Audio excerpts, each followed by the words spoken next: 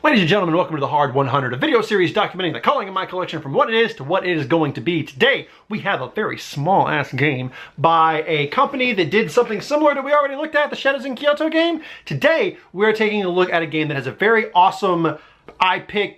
You remember when you had to cut the cake and you're like, oh, I gotta split this piece of cake, so I'm gonna cut it and I'll let you pick which piece you want. So I make sure that I cut it perfectly, because if I don't, you're gonna take the big piece and I want the cake. Ladies and gentlemen, say hello to the cake. Hanamikoji. Hanamikoji by Emperor S4, quick, fun, simple, and who designed this shit? Kota Nakayama is a game of trying to woo some geishas, I think, into doing something. I don't know. Let's find out. I'm the owner of a traditional restaurant. I gotta attract some geishas so they can come and bring people into my restaurant. I don't fucking know.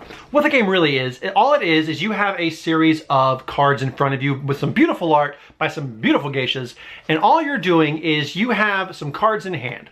And what you're going to do is you are going to pick one of the actions in front of you. Those actions are very, very simple. All the ladies are of a matching color, and so this lady's a 2, this lady's a 2, a 3, and a 5. And the number is how many of that card are in the deck, and whoever has the most, we'll talk about that in a second. The first token is you take it, you flip it, and then you take a card from your hand, put it face down, and you'll score that at the end. We'll talk about scoring in a second.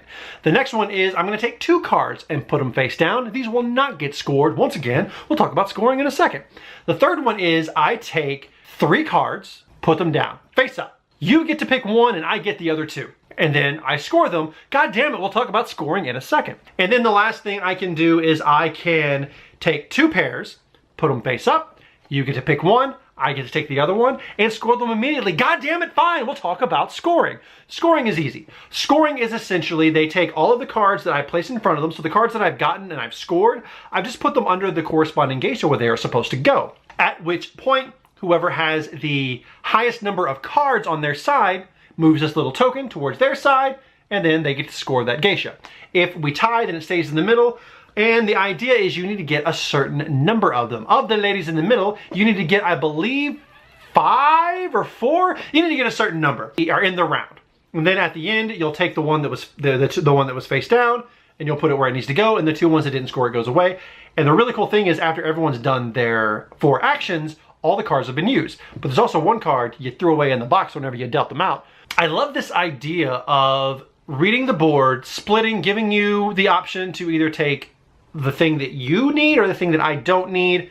Hanamikoji is kind of unique in that the awesome I split them, you take them, I've cut my cake, which cake do you want kind of thing. The theme is basically non-existent. It's just trying to have the most of a side.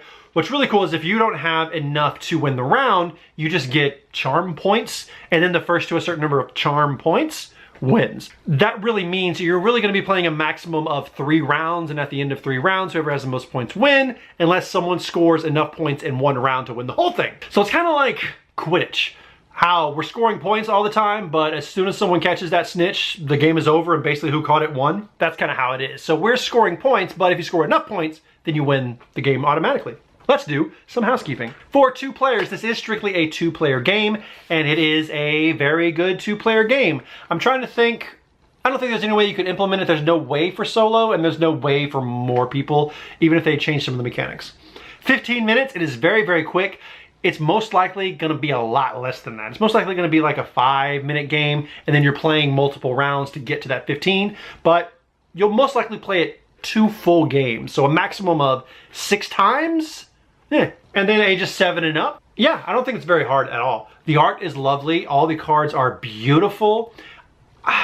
It uses the same art as Shadows of Kyoto, which is very nice. Different size box, which is kind of annoying, but it's very, very pretty. Hanamikoji is a game that is simple to play. I can teach it to anyone, and once I teach you how to play while we play, you're really into it. This game is beautiful. This game is fucking in the Hard 100. I had not played this game for a while, and then I played the game recently, and I was reminded as just how good it is. It's so simple and easy to teach, but fun to play and really fun to look at, that after playing it a couple of times, you really start to get a sense of what the other person is doing, what the other person's going to do.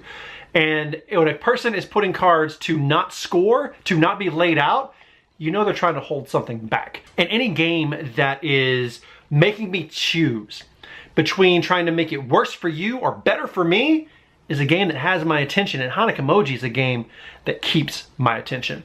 Ladies and gentlemen, thank you so much for joining me on this, the latest episode of the Hard 100. This is right from my shelf. There goes my flashlight, and I hope it's right for yours. It's obviously not going to go there because it looks stupid on that box. But again, my name is Billy. This is the Hard 100. Peace out, y'all motherfuckers.